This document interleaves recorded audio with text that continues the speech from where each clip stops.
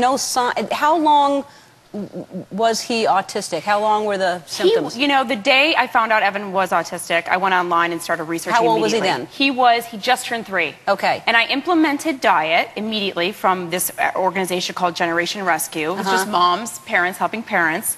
And they talked about diet, and I said, well, what do I have to lose? Because the other doctors were offering no hope. Well, let me go do this. So I tried the diet and did the vitamins and detox, and within 1 year, he lost all services for autism. And to this day, he's, you know, neurotypical, and he's not the only one. And he's how old now? He is 6. He's 6, and there but you're not saying he's cured. No, let me give you, I'm so glad you brought that up. A really great example I use from Stan Kurtz, a daddy warrior in my book, is that autism is almost like getting hit by a bus. You don't get cured from getting hit by a bus, but you can recover. And each child is so different. I say, like, if, let's say, a bunch of people got hit with the bus at the same time, you're going to break different bones. So you're going to treat those different areas in order to recover, and these kids are just like that.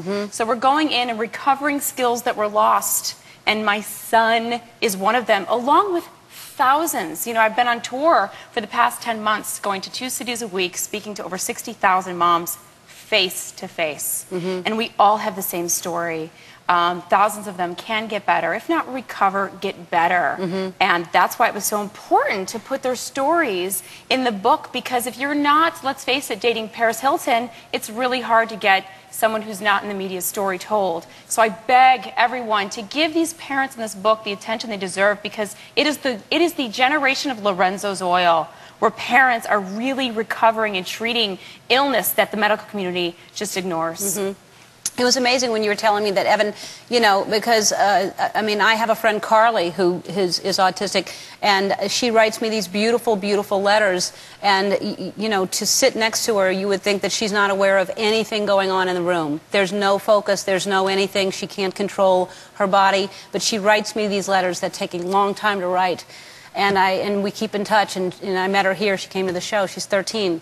And brilliant mind. Brilliant. But you would never give her that credit to sit next to her. So they are aware. Very aware. Like I told you. He said, you know, not like Dory anymore.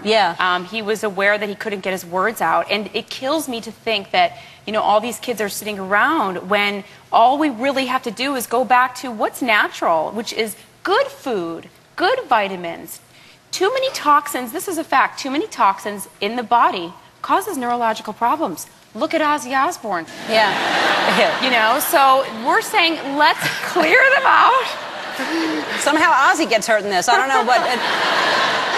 Clean them out and go back to, you know, what we were supposed to do. I feel like pharmaceuticals have gotten way out of control, and, you know, I'm really frustrated with the medical community for not supporting something as simple as, you know, diet. Yeah, I think diet's a big, there's a lot of prevention that could be going on. I want to help you clear something up, because I think people think you spoke out against vaccinations. You're not saying to parents, don't vaccinate your kids. No.